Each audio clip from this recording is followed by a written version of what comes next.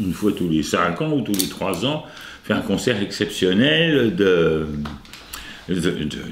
mon Trenet. Je chante mes chansons, les chansons de Trenet, mais celles que je veux. Hein. Je suis pas un karaoké, ni un jukebox. C'est-à-dire, c'est pas le truc, les mecs, ah oui, Douce France. Ah non, bah non. Ah la mer, bah oui, je la chante, mais non, pas ce jour-là. C'est-à-dire que je choisis, c'est mon Trenet. Et comme Trenet a écrit quand même pas loin de 1000 chansons dans sa vie, 8 ou 900 chansons, donc il y a du choix. Elles sont très originales et relativement connues, comme la fameuse La folle complainte. Mais alors, le côté est curieux avec Trenet, parce qu'il a il plaît à beaucoup de gens. Il plaît à des gens très variés, comme lui d'ailleurs s'amusait à le dire, voilà, aussi bien à des intellos qu'à des gens pas intellos. C'est une poésie ouverte, quoi. Il y en a qui l'aiment pas tellement, justement, parce qu'ils trouvent qu'il faisait un peu trop le clou. Si vous venez me voir, je vous ferai pas. Je vous ferai comme je suis, comme vous me voyez là, nature. Je crois que Trenet, on en a bien besoin en ce moment, ça fait du bien, quoi. On a l'impression qu'on reçoit des charges, qu'on est là, hop, ça nous donne envie de... Hein, c'est frénétique. Brassens connaissait toutes les chansons de Trenet par cœur. Et c'était un admirateur de Trenet, vraiment. Il le trouvait extraordinaire, c'était son maître, son mentor, comme il disait. Et alors, personne n'imagine ça, parce que tout le monde est là, on voit Brassens plus grave, plus... Eh ben, si. Et il disait, c'est lui qui m'a donné envie, quand j'étais jeune, il aimait la musique, Brassens, il aimait le jazz, il aimait Aventura, tout ça, mais quand il dit, Trenet, quand je l'ai entendu, eh ben, j'ai eu envie de faire des chansons. Ça donne envie. Et il y a des gens aussi inattendus. Alors Brel a dit, moi, qui c'est qui vous a donné envie d'écrire des chansons? Mais Brel a dit, mais Trenet, mais tous, et même Léo Ferré. Pourtant, Léo Ferré, Léo Ferré, il a dit une fois, bah oui, je voulais être compositeur de musique, j'ai étudié la musique au conservatoire, et puis un jour, j'ai eu envie j'ai écouté Trenet, et ça m'a donné envie d'écrire des chansons. Et d'ailleurs, une des premières chansons de Ferré, on pourrait croire que c'est une chanson de Trenet. Voilà, cette chanson, une des premières chansons de Ferré. J'ai dans la tête un vieux banjo de 1925. Monsieur mon passé, laissez-moi passer. C'est tout à fait le langage de Trenet. Donc, il a donné envie à tout le monde. Alors, plus récemment, Souchon, Renaud, mais tous vous diront, mais c'est Trenet qui m'a donné envie. Ça donne l'envie, oui. Il y a tellement de chansons. Alors, justement, qui ne sont pas connues. Par exemple, une chanson de Trenet que je trouve très amusante, qui peut être actuelle aussi, Paye tes dettes. Il était couvert de dettes, de la tête aux pieds. Chez lui venait faire la quête, tous ses créanciers. Et pour fuir ses personnages, qui le torturaient, un jour sans faire de tapage, il partit pour la forêt. Au pied d'un arbre, il s'étendit. Et pendant qu'il dormait, un oiseau, là, tout près de lui, sur une branche, lui chantait. Paye tes dettes, une, deux, paye tes dettes, mon vieux, paye tes dettes, c'est mieux. Sans ça n'ira pas. Paye tes dettes, une, deux, paye tes dettes. Il se dit dans son sommeil, c'est la voix de ma conscience. Et alors qui me poursuit, je vais à mon réveil, rembourser ses braves amis. Ça, il faut l'écouter jusqu'au bout. Alors pour l'écouter, il faut venir le 10 juin, c'est pas le dimanche 10 juin, à 17 h, au forum Léo Ferré, qui est à la porte d'Ivry. Il suffit de passer par-dessus le périphérique et hop, il y a un moulin, il y a un vieux moulin, très beau moulin à vent qui est là, moulin d'Ivry, et c'est à quel le forum Léo Ferré. Je m'accompagnerai au piano. Et là-bas, justement, dans cette salle, au forum Léo Ferré, et là j'ai un modeste piano. Le piano qui est là, c'est un grand Steinway de concert, un piano à queue de 3,50 m de long, qui était un des pianos de Léo Ferré, sur lequel il a joué au Déjazet, La République, pendant des années à la fin de sa vie. Donc il a légué ce piano là, et donc évidemment, ce piano, pour moi, c'est un grand plaisir de jouer dessus. Mais vous voyez que de Ferré à Trenet, ça a l'air différent, et pas tant que ça. De toute façon, Trenet, c'est chansons d'amour, hein. Non mais, c'est des grandes chansons d'amour. Je cherche au hasard, c'est laquelle, mais Bah celle-là, elle est que tout le monde, que plus connue que les gens connaissent. Mams et Clio, le premier jour, je me rappelle, c'était chez des amis idiots. Mams et Clio, votre maman avait des ailes. Dans une robe de taffetas, vous étiez une demoiselle. Et je vous murmurais tout bas, dormir avec vous, dormir une nuit, faire un rêve à deux, quand le ciel est noir, au fond de la chambre. Corps charmant se donne à minuit dans un petit hôtel tout près de la rue de Londres, etc. Mais ouais, c'est les chansons d'amour. Et puis, plein de poésie, plein de folie, mais justement, c'est pas la peine de rajouter. Ce que je veux dire, c'est que moi, j'essaye. J'ai vu traîner souvent, hein, j'ai vu sur scène, mais en fait, je cherche à... Je l'écoute plus, hein, je l'écoute rarement. Je cherche à retrouver, voilà comment je restituer ce qui me paraît essentiel. La substantifique moelle, comme ils disent les intellos. Vous voyez, non mais je veux dire, voilà, retrouver, et non pas, surtout pas se mettre à faire « Ah, Mademoiselle Clio » et tout ça, parce que ça c'est très bien, mais t'es pas toujours bon d'ailleurs, des fois c'était bon, des fois c'était moins bon. Vous savez, les chanteurs, notamment les auteurs, parfois avec l'âge finissent par se caricaturer eux-mêmes. Il faisait aussi beaucoup de chanteurs, mais satiriques.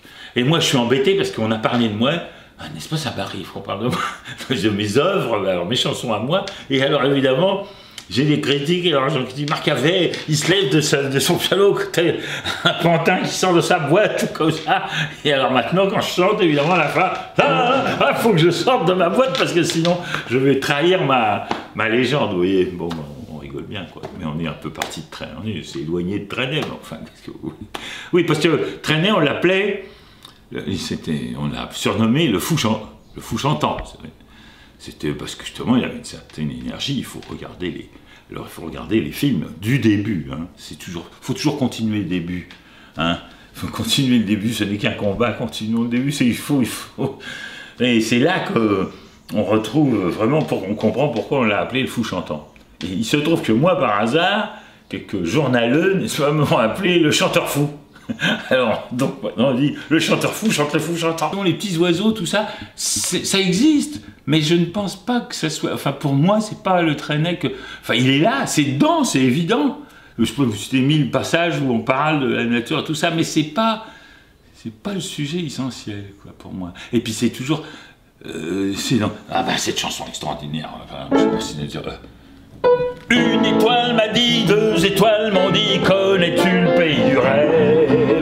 Le pays du rêve, là où tout est bleu, tout est joyeux. Toujours la nature, hiver comme été, la nature, elle est là, mais c'est pas... Oui, j'ai pensé organiser ce spectacle comme ça, parce que c'est un voyage dans le temps et dans l'espace.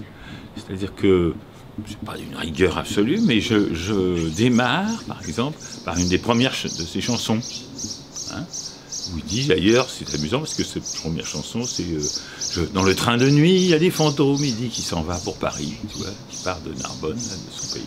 Et donc, c'est la chanson du départ, hein, dans le train. J'entends la ville qui me dit bonsoir, et moi sur le quai de la gare, je dis de mon mieux des mots d'adieu. J'entends le triste appel des bateaux et la chanson des oiseaux sur l'esplanade.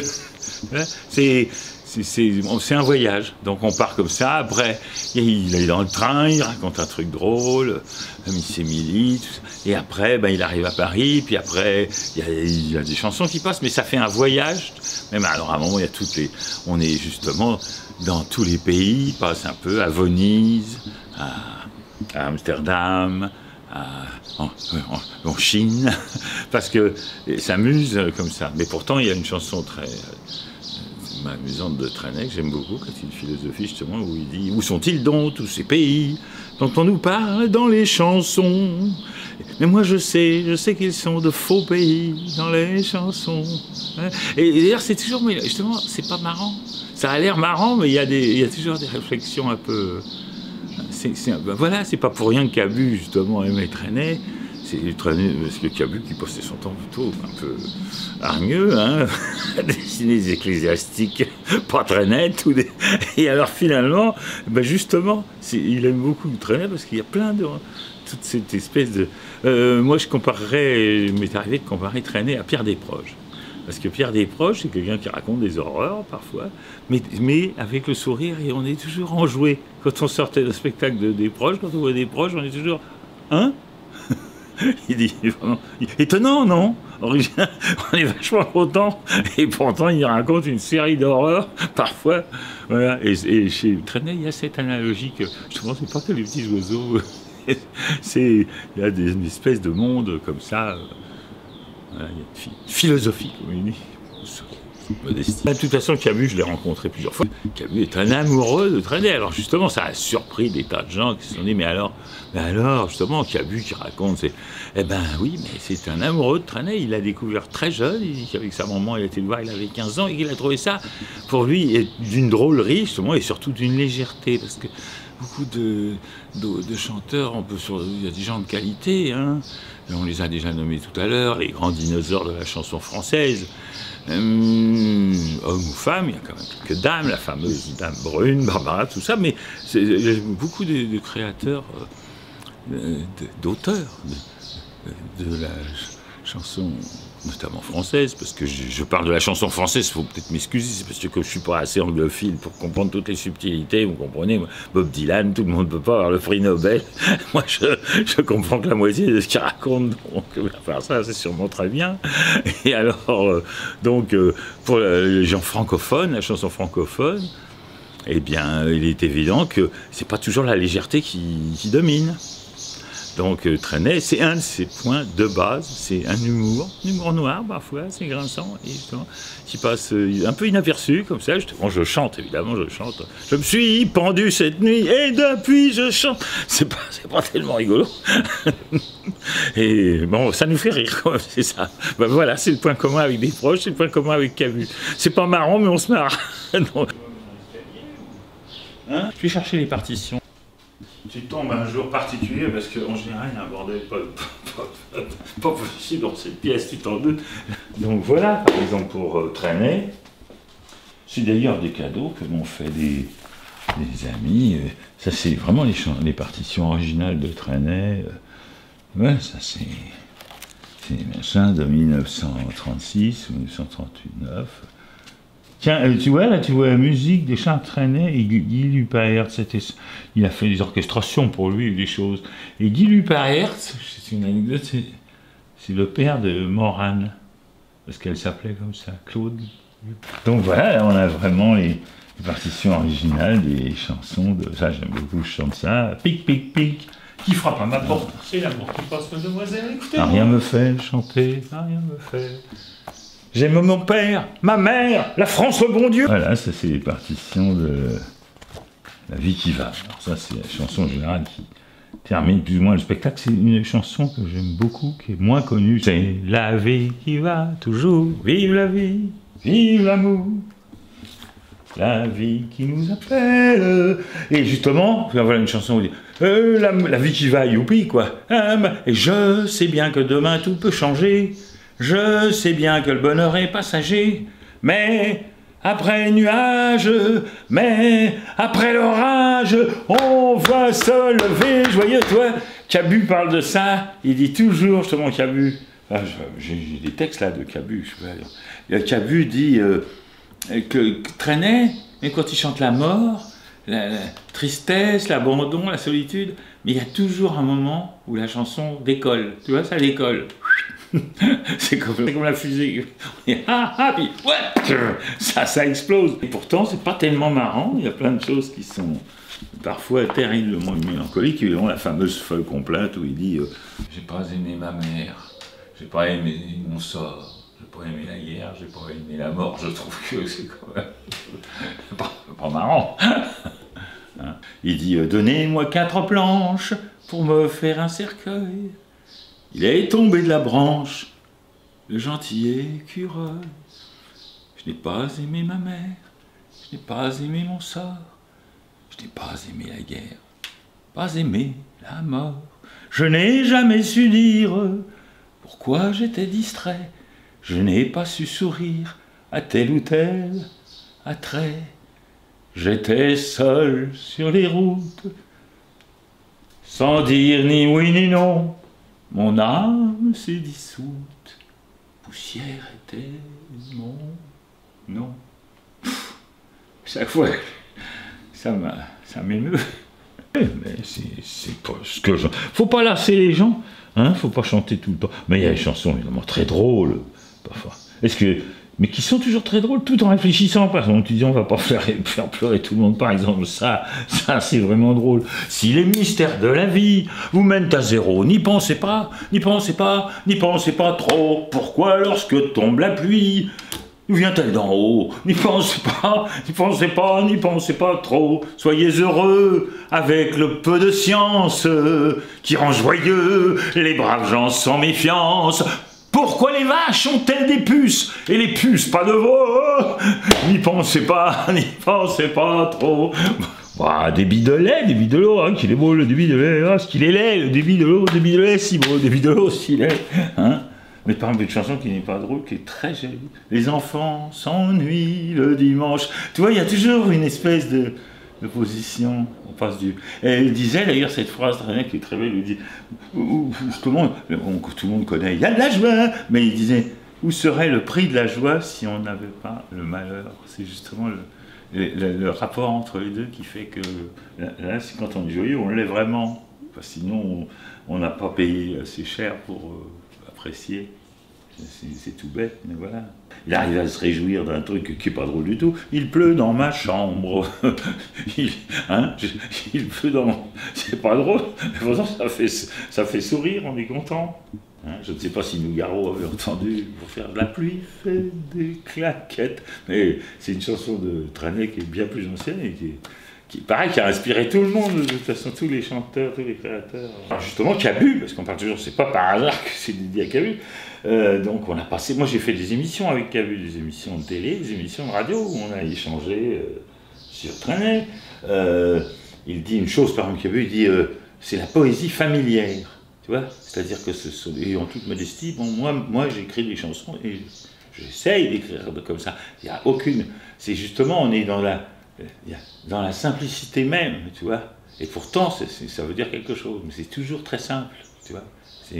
C'est toujours une petite phrase qui est les plus connues qui reste, mais tu vois, c'est toujours des petites choses très simples. Il n'emploie pas tellement les métaphores et tout ça. On a dit en rigolant, c'est le Victor Hugo de la chanson. Parce que vous savez, Victor Hugo, il a écrit des milliers de vers. Il y en a qu'on connaît tous, il y en a qu'on connaît moins. Il était mélancolique, il était pas gai. Il était au pensionnat, étant jeune, ça me raconte bien de ça, et après, il vivait... son père était parti, sa mère avait divorcé, il y a même des reportages où Trenet disait « Attention, vous n'êtes pas en train de me filmer, hein !» Alors là, il était comme ça, il disait « Oui, ça puis d'un seul coup, si on le filmait... » Ah ah. Tu comprends? C'est une posture. Le chapeau aussi, c'est une posture, ça il a toujours dit, qui ne mettait plus d'ailleurs depuis. Après, si, il a peut-être mis une fois ou deux, justement, à 80 ans, pour faire un gag, voilà, comme je disais, la caricature de lui-même. Évidemment, ça, apparemment, c'est pas une belle photo, mais c'est une photo de Trenet, peu de temps avant sa mort. Il avait fêté ses 80 ans chez Drucker, tout chez l'inoxydable Drucker. Et alors, il a un dentier, il a les cheveux qui sont teints, il a tout. Et alors, c'est ce qu'il disait à la fin de sa vie, l'autre. Alors justement, Drucker dit, Monsieur Trenet, vous êtes toujours jeune quand même, on a fêté vos 80 ans. Et l'entraîné répondit, bah, plus je vieillis, plus je deviens artificiel. C'est bon. Un humour perpétuel, hein. Ça fusait, semi-surréaliste comme ça, tout le temps. C'est pas pour rien qu'il était copain avec Jean Cocteau, avec Mac Jacob, et alors il sortait toujours des... Prévert aussi un peu, et il sortait des trucs fous comme ça. Le mec lui dit, vous connaissez pas la musique? La musique me connaît. J'adore. Il en a toute la journée, des trucs comme ça. Il en sortait un à la minute. Alors à ce qui paraît, moi je l'ai pas connu personnellement, hein. Je l'ai vu des dizaines de fois en public. Je connaissais bien son pianiste, Roger Pouilly, qui l'a accompagné pendant des années. Mais lui, personnellement, non. Moi, je ne cherche pas. Quand je vais voir des artistes, je ne vais pas dans la loge, tu sais, où j'attends pas la sortie. Ça, je connais énormément de gens qui font ça. Et justement, pour moi, non. Cette histoire folle qui est vraie, c'est qu'il avait vécu beaucoup au Québec après la guerre. Il avait chanté là-bas, hein, à Montréal, pendant quelques années, à la fin des années, début des années 50. Quoi. Et alors, qu'est-ce qui s'est passé? Il y a un mec qui a débarqué en disant « Je suis le fils naturel de Charles Trenet ». Alors tout le monde a rigolé. Mais si, ma mère, et en effet, sa mère, Trenet avait même écrit justement 2-3 chansons pour elle, je ne sais plus son nom, un nom comme ça, Guy ou Guylaine. Et alors, il a dit « Mais si, mon père Trenet a eu une liaison avec ma mère, et je suis le fils de Charles Trenet ». Voilà. Mais alors, manque de peau, ils n'ont pas pu faire comme pour mon temps, parce que Charles Trenet, il s'est fait incinérer. Et ses cendres sont au cimetière, justement à côté de sa maman, dans une tombe à Narbonne, dans le pays. Il eut un héritage dans la rue des Trois Mages, un vieux marchand de fromage étant mort sans enfant. Ses voisins, ses voisines, ses cousins, ses cousines, au fond d'une cuisine, se partageaient gaiement. La montre de son frère, la pendule de sa mère. Ma grand-mère au volage, fauta dans son jeune âge avec le marchand de fromage. Et c'est pour ça que je veux, hein, la montre de son frère, le fauteuil de sa mère, la pendule de son père, la coucou. Je me plante, je dis n'importe quoi, mais ça me fait rien. D'ailleurs, c'était un truc de Trenet qui était formidable, moi je l'ai quand même vu souvent au spectacle. Quand il se gourait, justement, il inventait des trucs surréalistes. C'est-à-dire, tu vois, au lieu de se reprendre et dire « Excusez-moi, ça, pas du tout. » C'est que, au lieu de dire la pendule de sa mère, il disait la montre de son frère. Pouf, pouf. C'est peut-être comme ça qu'il avait fait la chanson. Tu vois ce que je veux dire? Ça arrive à une espèce de cadavre esquis. Ça, c'est hélas l'image, souvent le cliché. Que beaucoup de gens ont de Trenet. Et c'est pas le plus intéressant. C'est une anecdote, à la limite. Parce qu'il était aussi de l'époque du musical, comme Chevalier, comme tous ces gens-là. Donc quand il a commencé, il avait 20 ans. Entrant, tout le monde faisait ça. Tout le monde chantait en faisant des trucs comme ça. Mais pourquoi pas? Mais c'est pas toujours contrôlé, et c'est pas l'essentiel. C'est la face apparente de l'iceberg. Mais c'est pas tout ce qu'il y a en dessous qui est plus intéressant. Bon, j'ai assez dit de conneries comme ça pour aujourd'hui. Moi, Trenet, je l'adore. Cabu adorait Trenet. On plongeait là-dedans comme dans une marmite. C'est un vrai plaisir. C'est un enchantement entre les chansons, l'humour et tout, la folie et la sensibilité. Donc tout est dit. Alors, bon, je fais ce que je peux pour moi. On n'est pas nombreux, justement, aujourd'hui, à retransposer, à refaire vivre ça. Et là, ce Cabu n'est plus là. Alors Cabu, j'ai un document, enfin il chantait pas, il s'est amusé. Justement, j'avais fait une émission avec lui, et dans cette émission, il chante la tarentelle de Caruso. Il chante, je peux peut-être trouver ça sur YouTube. À Venise, ville esquisse, j'arrivais pour le carnaval, à la berge de la berge. C'est pas un chanteur, évidemment, mais il connaissait toutes les chansons par cœur, il prenait tellement de plaisir. Et il l'a dessiné, alors ça, de nombreuses fois, hein, il y a des dessins de... Ça, c'est un dessin que Cabu a fait. Il a fait sur le coin de la table, tu vois, comme ça. Hein, c'était pour voilà, l'émission qui a lieu tous les dimanches, Allègrement Vôtre, en chanson. Et c'était, hélas, c'était vraiment... ça, c'est quoi, c'est même pas 6 mois avant le massacre de Cabu et des autres. Donc tu as ça, voilà, c'est Cabu. Ça, c'est un petit croquis qui représente Marc Avet. C'est un petit croquis qui représente ce monsieur, qui était un biographe de Trenet, mais qui est mort lui aussi. Bah, ils sont tous morts, là. Il ne reste plus que moi, là. C'est embêtant. Au suivant. Ben voilà, thème. Voilà le mot de la fin. Justement, une chanson de Brassens, par exemple. Dans un coin pourri du pauvre Paris, sur une place, est un vieux bistrot tenu par un gros dégueulasse. C'est tout à fait ça, c'était pas du tout l'ambiance qu'on peut imaginer aujourd'hui. Ça n'a rien à voir, tu vois. Ce qu'il faut surtout pas faire, et c'est pas parce que je veux qu'il faut pas le faire, nous ne sommes pas comme ça, je pense que la nostalgie ne sert à rien. Il faut être heureux. Je ne sais plus qui a dit cette phrase qui est merveilleuse d'ailleurs. Il ne faut pas être malheureux parce que cela n'est plus. il ferait être heureux parce que cela a été. Et que justement on va refaire, on va continuer. Mais c'est très digne de Trenet, ça veut dire il ne faut pas pleurer parce que ça n'est plus, mais sourire parce que cela a été. Pour beaucoup de gens, c'est ça, il y a une opposition complète. Ils se disent Trenet, les petits oiseaux, il y a de la joie, on rigole. Et puis Brassens, c'est un penseur grave qui écrit des choses très intelligentes. Mais Brassens, qui adorait Trenet, justement, qui pouvait citer toute la soirée des phrases de Trenet, eh bien, pour lui, c'était sa jeunesse, c'était la suite. C'est pas deux mondes, c'est le même. Et Cabu, Trenet, pour lui, c'était son adolescence, sa jeunesse. Il adorait Trenet. C'est pas des gens, on n'est pas des étrangers. Et tu vois, depuis tout à l'heure, je te raconte des histoires. Moi, pour moi, c'est ma vie, comme tu dis, c'est notre vie, c'est la même chose. J'ai pas un Trenet quelque part qui se balade, un Brassens, un Cabu, un Marcavet. Mais non, tout ça, c'est une famille. Excusez-moi du peu de me mettre dans la famille, mais qu'est-ce qu'on peut, hein.